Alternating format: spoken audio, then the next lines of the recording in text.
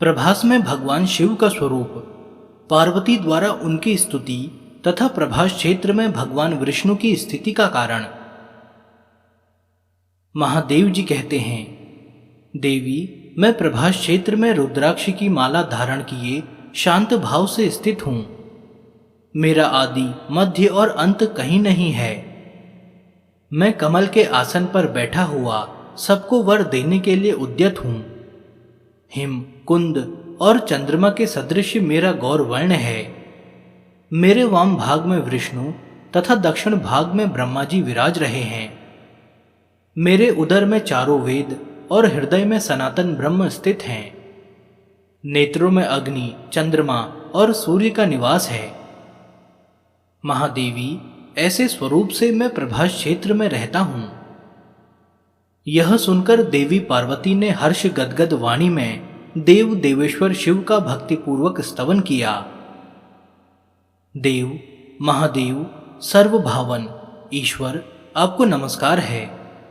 आप समस्त देवताओं के स्वामी हैं, आपको नमस्कार है। आप परमेश्वर को नमस्कार है। आप अनादि हैं, संपूर्ण सृष्टि के विधाता हैं, आपको नमस्कार है। आप सर्वत्र व्यापक ईश्वर हैं, आपको नमस्कार है। आप सब में स्थित हैं, आपको नमस्कार है। आप धाम, तेज के भी धाम, प्रकाशक या आश्रय हैं, आपको नमस्कार है। आप सृष्टि दाता को नमस्कार है। मोक्षदाता परमेश्वर, आपको नमस्कार है। पार्वती के इस प्रकार स्तवन करने पर भगवान शिव ने संतुष्ट होकर कहा, महाप्राज्ञ, मैं तुम पर प्रसन्न हूं, तुम अभीष्ट वरदान मांगो। देवी पार्वती ने कहा, देवेश्वर, प्रभास क्षेत्र का महात्म्य फिर से कहिए।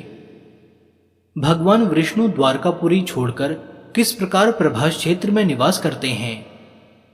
जिन्होंने पूर्व काल में वाराह रूप धारण करके पर्वत, वन और काननों सहित संपूर्ण पृथ्वी का उद्धार किया तथा नरसिंह रूप धारण करके हिरण्यकश्यपु का संहार किया। वेद जिन्हें प्रत्येक युग में सहस्त्रों चरण, सहस्त्रों नेत्र तथा सहस्त्रों मस्तक वाले कहकर उनकी स्तुति करते हैं। ब्रह्मा जी का निवास भूत पद्म जिनकी नाभि से प्रकट हुआ है, जो क्षीर समुद्र के उत्तर भाग में शाश्वत योग का आश्रय लेकर शयन करते हैं, जो युगांत का भी अंत करने वाले तथा लोकांतरकारी अंतक के भी अंतक हैं, लोक मर्यादाओं की रक्षा करने वाले सेतु हैं, वेद वेत्ताओं के भी ज्ञाता हैं और उत्पन्न होने वाले सभी प्राणियों के स्वामी हैं, जो मनुष्यों के आदि प्रवर्तक मनु तथा तपस्वी जनों के तप हैं, तेजस्वी पुरुषों के तेज और गतिमानों की गति हैं। वे श्रीहरि द्वारका छोड़कर प्रभास तीर्थ में कैसे चले आए।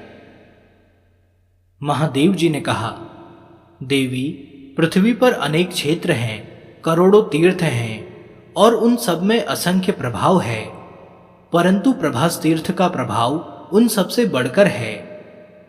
ब्रह्म तत्व, विष्णु तत्व तथा रुद्र तत्व, इन तीनों की प्रभास में ही एकत्र उपलब्धि होती है। अन्यत्र ऐसा सुयोग दुर्लभ है। प्रभास में लोक पितामह ब्रह्मा जी 24 तत्वों के साथ रहते हैं। दैत्यों के संहारक देव अग्रगण्य भगवान विष्णु 25 तत्वों के अधिपति होकर इस तीर्थ में स्थित हैं और मैं 36 तत्वों से संयुक्त होकर तुम्हारे साथ प्रभास में निवास करता हूं। शुभे, इस प्रकार तुम केवल प्रभास तीर्थ को ही तत्वमय एवं सर्व तीर्थमय समझो। स्त्री, मल्लेच्छ, शूद्र, पशु, पक्षी और मृग जो भी प्रभास क्षेत्र में मरते हैं, सभी शिव के लोक में जाते हैं। प्रभास के पार्थिव भाग में ब्रह्मा, जल भाग में विष्णु, तेजस भाग में रुद्र, वायु भाग में कुबेर तथा आकाश भाग में साक्षात सदाशिव रूप हम स्थित हैं। अमरेश, प्रभास, नैमिष, पुष्कर, आषाढ़ी, दंड, भारभूति और लांगली, ये 8 आदि गुह्य हैं जो जल के आवरण में स्थित हैं। हरिश्चंद्र, श्रीशैल, जालेश्वर, प्रीतिकेश्वर, महाकाल, मध्यम, केदार तथा भैरव, ये 8 अति गुह्य क्षेत्र हैं जो तेजस तत्व में प्रतिष्ठित हैं। गया, काशी, कुरुक्षेत्र, कनखल तीर्थ, विमल तीर्थ, अट्टहास, महेंद्र और भीम, ये 8 गुह्य से भी गुह्यतर क्षेत्र हैं जो वायु तत्व में स्थित हैं। वस्त्रापथ, रुद्रकोटि, ज्येष्ठेश्वर, महालय, गोकर्ण, रुद्रकर्ण, कर्णाक्ष और स्थाप, ये 8 पवित्र अष्टक कहलाते हैं। इनकी स्थिति आकाश तत्व में है। छागल, वुडसुड, माकोट, अचलेश्वर, कालंजर वन, शंकुकर्ण, स्थलेश्वर तथा शूलेश्वर, ये 8 पृथ्वी तत्व में स्थित हैं। जो देवता जिस तत्व में स्थित है वह उसी के महात्म्य को सूचित करता है। जलीय महातत्व भगवान महाविष्णु को अत्यंत प्रिय है। इसी कारण भगवान नारायण को जलशायी कहते हैं। जल तत्व में जितने तीर्थ मैंने बताए हैं वे निश्चय ही भगवान नारायण को प्रिय हैं। जल तत्व में जो भी सारभूत तत्व हैं उसमें ही प्रभास तीर्थ की स्थिति है। अतः श्री हरि प्रत्येक अवतार के समय जल तत्व रूपी प्रभास में ही लय अंतर्ध्यान को प्राप्त होते हैं। वे भगवान वासुदेव सूक्ष्म स्वरूप तथा परात्पर पद में प्रतिष्ठित हैं।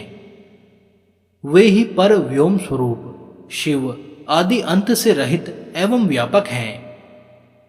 संपूर्ण शास्त्रों, सिद्धांत भूत आगमों तथा विशेषतः दर्शनों में भी उनसे भिन्न या बढ़कर कोई वस्तु नहीं बताई गई है।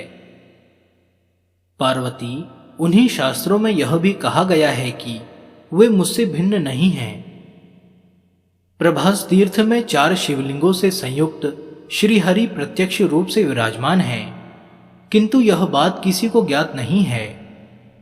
प्रत्येक मास की अष्टमी और चतुर्दशी को सूर्य ग्रहण और चंद्र ग्रहण के समय तथा कार्तिक की पूर्णिमा को मैं स्वयं प्रभास तीर्थ में स्थित शिवलिंगों का पूजन करता हूं। प्रत्येक माघ मास की पूर्णिमा को सभी तीर्थ सरस्वती और समुद्र के संगम में स्नान करने के लिए प्रभास तीर्थ में आते हैं। उस तीर्थ के नाम का स्मरण करने, कीर्तन करने अथवा मृत्यु काल में वहां उपस्थित होने से भी मनुष्य अपने पूर्वकृत सभी पापों को त्याग देता है। अनर्थसार, सौम्य, भुवन भूषण, दिव्य, पांचनद, आदिगुह्य, महोदय, सिद्ध रत्नाकर, समुद्रावरण धर्माधार, कलाधार, शिव गर्भगृह, सर्व देव निवास तथा सर्व पातक नाशन, ये इस क्षेत्र के नाम हैं जो एक एक कल्प में पृथक पृथक प्रसिद्ध हुए हैं। अब गर्भगृह के नाम सुनो। आदिकल्प में उसका नाम प्रमोदन था।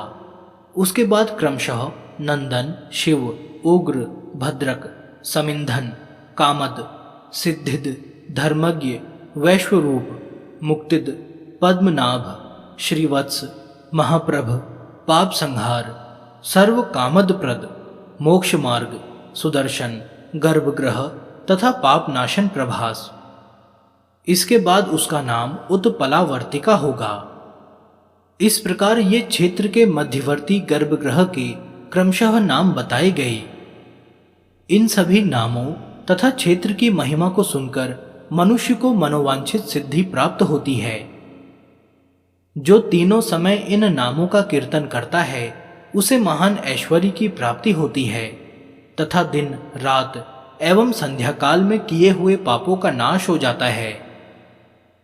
देवी, केदार क्षेत्र में तथा महालय तीर्थ में जो लिंग हैं वह और मध्यमेश्वर, पाशुपतेश्वर, शंकुकर्णेश्वर, भद्रेश्वर, सोमेश्वर, एकाम्रेश्वर, कालेश्वर, अजेश्वर, भैरवेश्वर, ईशानेश्वर, कायावरोहणेश्वर, चाप्टेश्वर, बद्रिकाश्रम, रुद्रकोटि, महाकोटि, श्रीपर्वत, कपाली, देव देवेश्वर, करवीरेश्वर, ओमकारेश्वर, वशिष्ठ आश्रम तथा भूतल पर दूसरे दूसरे जो पुण्यदायक स्थान हैं वे सभी प्रयाग तीर्थ के साथ प्रभास क्षेत्र में आकर निवास करते हैं।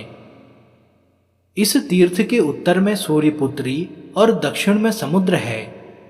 यही इसके उत्तर दक्षिण की सीमाएं हैं। इसी सीमा के भीतर पाताल से लेकर ब्रह्मांड कटाह पर्यंत जितने तीर्थ हैं सभी निवास करते हैं।